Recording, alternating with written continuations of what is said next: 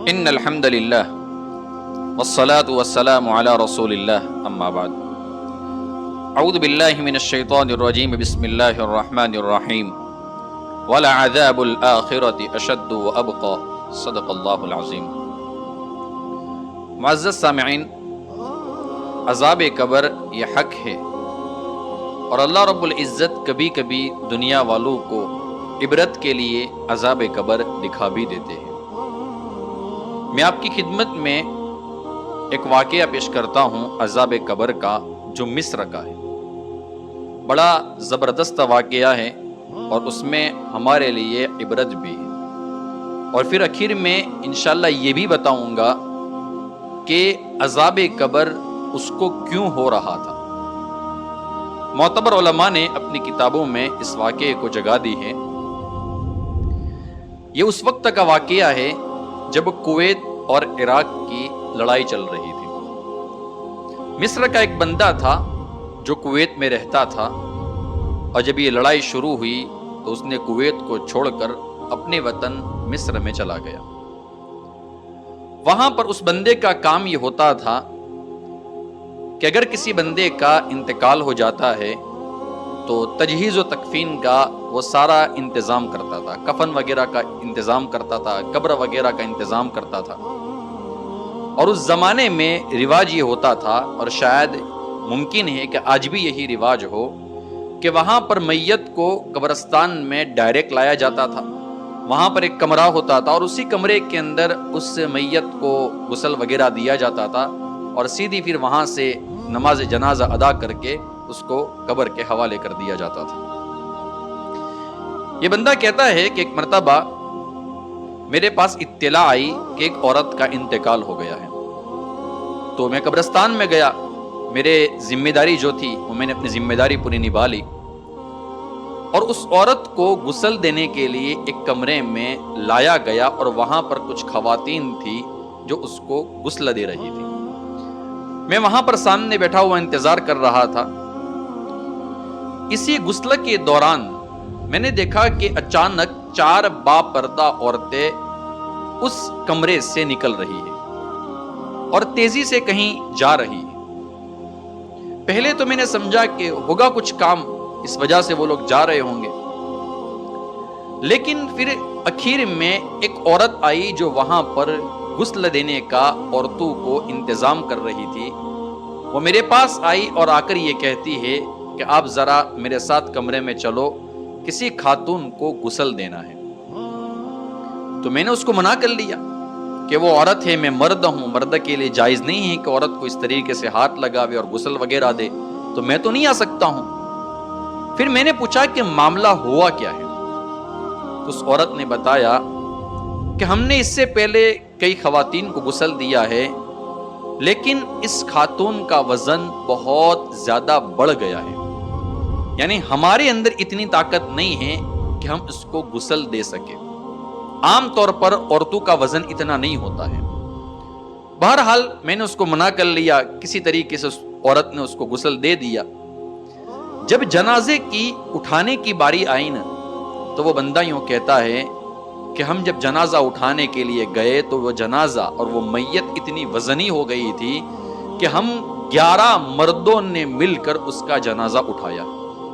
یعنی 1 2 3 4 بندوں کا تو کام ہی نہیں ہے، ہم نے 11 لوگوں نے مل کر اس کا جنازہ ہم نے اٹھایا ہے۔ ہم نے اس کی نماز پڑھی ہے، اور نماز پڑھنے کے بعد ہم اس کو قبر کے حوالے کرنے کے لیے لے گئے۔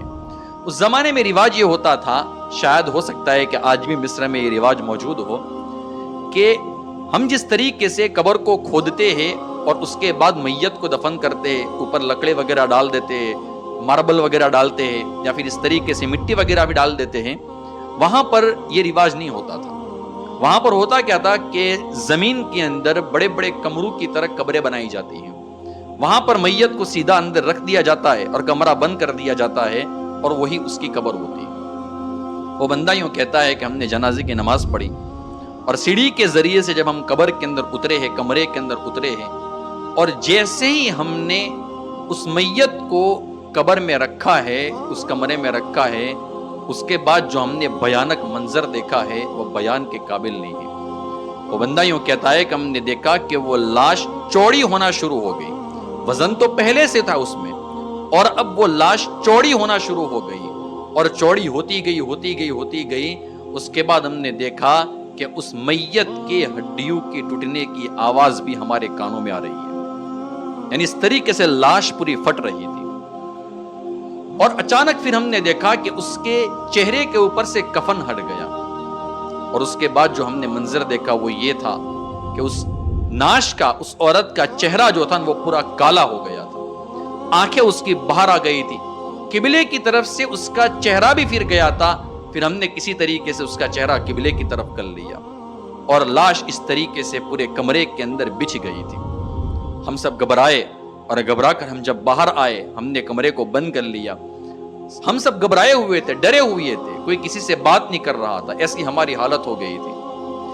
پھر ایک لڑکی میرے پاس آئی, اور اس لڑکی نے کہا کہ میں آپ کو اللہ کی قسم دے کر پوچھتی ہوں کہ اس عورت کے ساتھ ہوا کیا. اور وہ عورت کوئی میری پرائی عورت نہیں ہے, بلکہ وہ میری سگی ماں ہے. اور جو غسل کے دوران آپ نے 4 باپردہ عورتوں کو نکلتے ہوئے دیکھا, اس میں بھی ایک تھی. اب اندازہ لگائے میرے دوستو کہ خود بچی اپنی ماں کی حالت دیکھ نہیں سکی. پھر اس بندے نے پوچھا کہ آپ نے غسل کے دوران کیا دیکھا تھا؟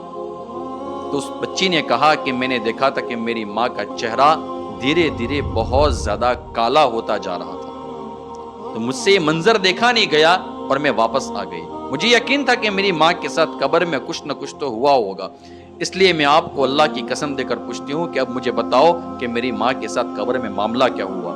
اس بندے نے سارا قصہ سنا دیا کہ آپ کی والدہ کی آنکھیں بالکل پھٹ گئی تھی, چہرہ کالا ہو گیا تھا, جسم پورا چوڑا ہو گیا تھا, ہڈیوں کی ٹوٹنے کی آواز میرے کانوں میں آ رہی تھی.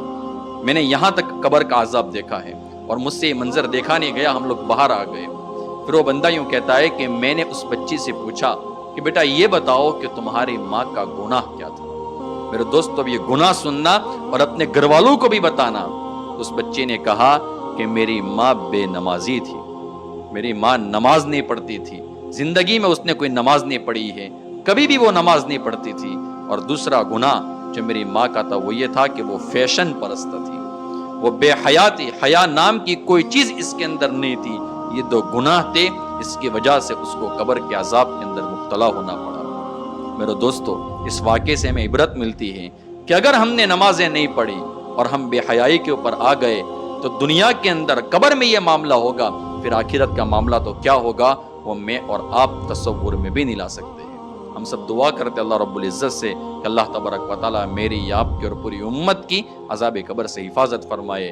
آمین یا رب العالمین. وآخر دعوانا ان الحمد للہ رب العالمین.